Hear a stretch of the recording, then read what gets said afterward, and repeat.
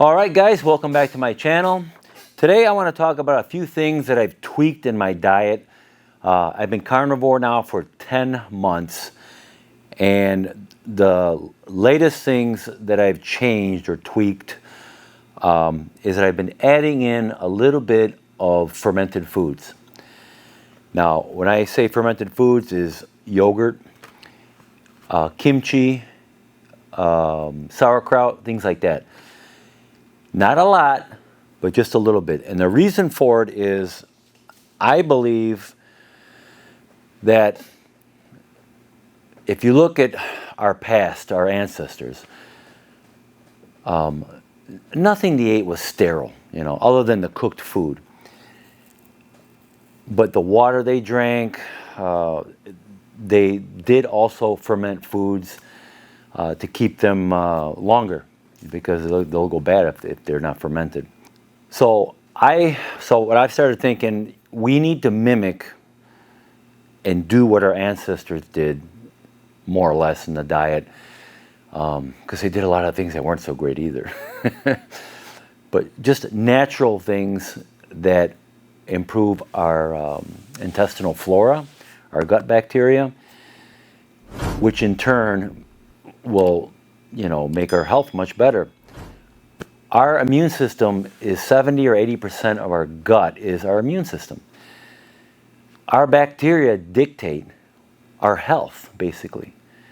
They will determine if we have good health or bad health. We have nasty bacteria in our gut. If we have bacteria that don't benefit us in any way, those are bad bacteria, and they will destroy our health and our immune system. So we always have to replenish our gut bacteria with good bacteria, and that's through fermented foods. Like today, our generation, basically, we live in we live in basically a sterile type world. We think bacteria is bad, and we have to disinfect everything, and this really is wrong. Now, the only thing I think that we should do as far as disinfecting our hands, if when we go shopping, you're touching a shopping cart, doorknobs, bathrooms, things like that, absolutely wash your hands. Those are bad bacteria, and we don't want those in our hands. When you got something that thousands and thousands of people touch every day, chances are pretty good that there's some nasty bacteria on there that we don't want. So in that aspect, wash your hands. But I'm talking about just everyday things that are on your house, gardening, or whatever you're doing. Wash your hands, but don't be freaked out about washing your hands. Don't be obsessed with it, is what I'm saying. We need bacteria. For every 1,000 bacteria that are out there, there's probably one bad one, okay? Generally speaking. So we need this good bacteria in our gut. So don't be obsessed with washing your hands constantly and disinfecting everything, because unless, like I said, you're out shopping or something. So I think it's very important to eat like my diet. I'm carnivore. But that means the meat is pretty much sterilized, but you're cooking it, right? It's all cooked, which I would advise doing, because the cuts of meat we get today at the grocery store, we don't know if it's contaminated. It's better to be safe than sorry.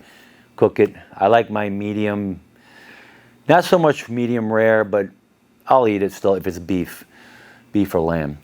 But we don't need to be too concerned about beef or lamb. It's pretty good. Other cuts of meat, chicken and pork and all that stuff, I would make sure it's cooked well. So we live in this environment where everything that we eat is pretty much sterilized. If you're eating vegetables, you're taking your chance on the farming practices, the people that picking your food. Did they wash their hands while they're picking?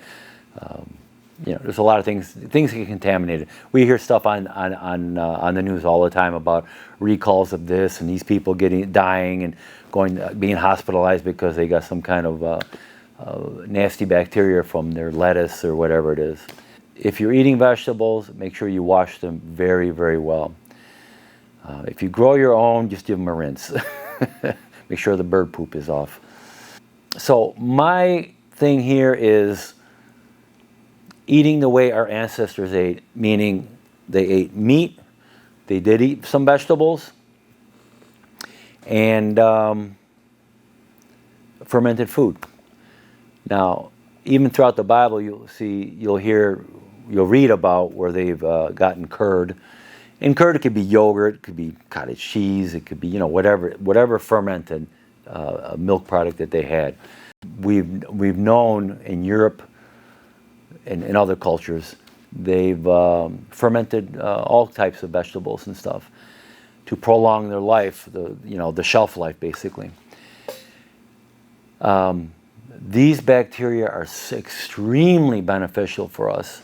What I'm trying to do and mimic or copy is how we ate in the past. We ate meats, we ate some vegetables, and fermented foods. This is basically the whole of our diet, what it should be. There should be, if you buy something and it's got a label of ingredients, do not buy it. That is garbage. That is man-made.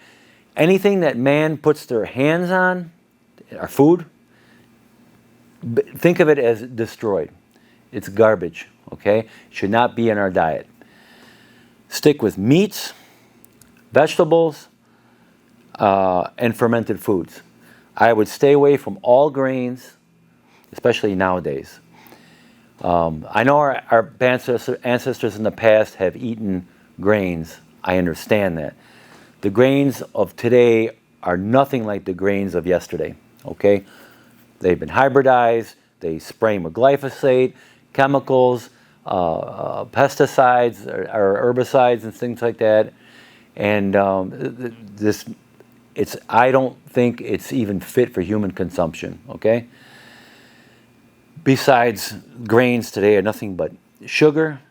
And I don't mean that they add sugar to it. I mean, they turn into simple sugars or glucose in the body, which raises insulin, tells your body to pull that sugar out and convert it into fat and store it in fat in your fat cells, okay? That leads to type 2 diabetes, and that is not good. So, meat, some vegetables, and some fermented vegetables. That's what I would stick with, okay? Or yogurts and things like that. Kefir, things like that. I would not do a water kefir. We used to. And they're refreshing in the summertime when it's hot outside and it's, you got this effervescent types, sparkling kefir. But it is made from sugar. And I don't know how much of that sugar is left in there, but personally I would kind of avoid it. Milk kefir is fine. But that is the gist of what I'm trying to say here is eat your natural, whole food. Meat, some vegetables, and fermented food. So for me, I'll eat in the morning, well, it's really lunchtime for me, around noon. I will eat 16 to 18 ounces of minced or ground beef with a small portion of kimchi. Kimchi is a fermented cabbage with some spices, and it adds a lot of flavor to whatever you're eating and adds a lot of good probiotics for your gut that will improve your health. I believe that is very beneficial. So I would consider this diet a more ketovore type diet, but I still consider it carnivore because I'm just eating a small portion with one of my meals throughout the day. So I've been doing this now for about several weeks, not quite a month yet. And it's been working out pretty good. Very, very good. I've been feeling much better.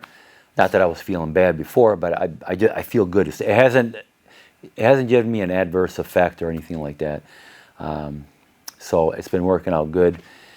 I did try a little bit of avocados occasionally. We would buy a couple avocados or whatever, cut them, and I would eat half. My wife would eat the other half. And I noticed it would kind of mess up my gut a little bit, I don't know how. running to the bathroom. That type of disturbance in my gut. So we did that for a little bit, and we said, you know what, better, if it's not agreeing with our gut, don't eat it. I tried a little olives at the store. You can buy those Mediterranean type, Greek type olives that have like maybe some bay leaves in there, a little bit of spices, oregano and stuff like that. Those type of olives, they were fine. If you just put a few olives in your plate while you're eating the meat. For me, it didn't mess up my gut. I'm Italian, so I've been eating olives since I was a kid.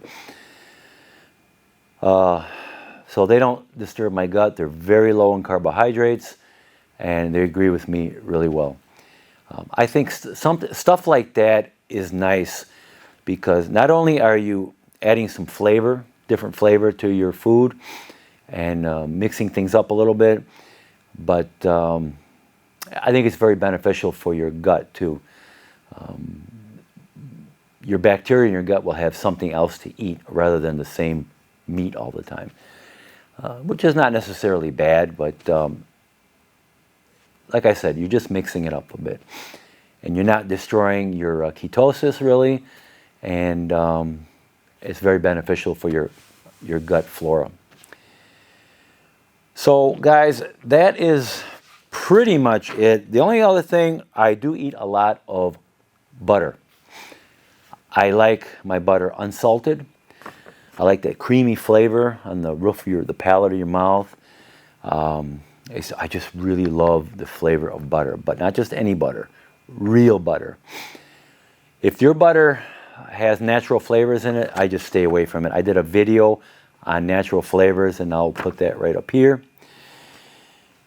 Stay away from it because it's not really so natural, okay? And the things that they use will really make your stomach turn for natural flavors. So butter. Butter has a lot of vitamin K2. You need vitamin K2 to transport the calcium out of your soft tissue and into your bones and teeth, okay? If you're taking calcium supplements, which I would not recommend, but I've done that before, I ended up with calcium deposits in my tendon, in my shoulders, and it became so painful I couldn't raise my arm or reach behind my back like this, maybe to put my shirt on or something. It became excruciating, the pain, and that was a buildup of calcium. And what I did to eliminate that, I got a little lemon juice. I think it was a tablespoon of lemon juice, 1 or 2 tablespoons of apple cider vinegar. I'm not sure if I diluted it with water, maybe a little bit of water just to dilute it down a little bit. Drank that every day, twice a day I think it was, for like a month and a half, and voila, all that pain, that calcium deposit that I had, vanished. So now it's fine. I can do all kinds of movements with my arms. But this was 2019 this happened to me. But like I said, within a month or two, within 2 months, pain started going away, and I was fine after that. It's the acid in the apple cider vinegar that dissolves the minerals, the calcium deposit where it shouldn't be. Calcium deposits should not be in your soft tissue. Okay, vitamin K2, whether you supplement or you get it from animal products like butter, I'm sure yogurts have it too. But the K2 is basically produced by the bacteria. So that's why it's important to take fermented foods, butter, things like that, because they have a lot of nutrients in there. I'm adding in a little bit of liver, about once or twice a week, because liver is very high in nutrients and vitamins and things like that. So it's good to put in a little, organ meats. I used to eat kidneys once in a while. I still do occasionally, but not that much. Liver, I'll get a couple slices of liver and just kind of saute those on a pan real quick with some butter, and just put those on the plate along with whatever meat I'm eating, And again, it's an accompaniment with whatever you're eating. So you're going to get the nutrients that are in the liver, especially the vitamin A, along with your food, and you kind of mix up the flavor a little bit, so it's nice. Because liver on its own, it's not really great, but if you eat a slice or two of liver with your meat, it makes things more pleasurable. I just wanted to show you how I'm mixing things up a little bit. Fermented foods, very important. Kimchi, sauerkraut, things like that. I do make my own yogurt. Yogurt's very important, especially if it's at the L. reuteri yogurt. I got a video of that, and I'll put that up here also. That helped my sleep tremendously. So, meat, some vegetables, fermented vegetables, some yogurt, a little bit of organ meat. Man, I can't see how you can improve your health better than that. You eat that way, you will be, in my personal opinion, you won't have to worry about any disease in your life caused by our food. Stay away from processed foods. Stay away from junk. If it's got a label on it with ingredients, just don't buy it. Just get rid of it. All right, guys, so hope you liked my video. Please like, subscribe to my channel, and I will see you guys in my next video.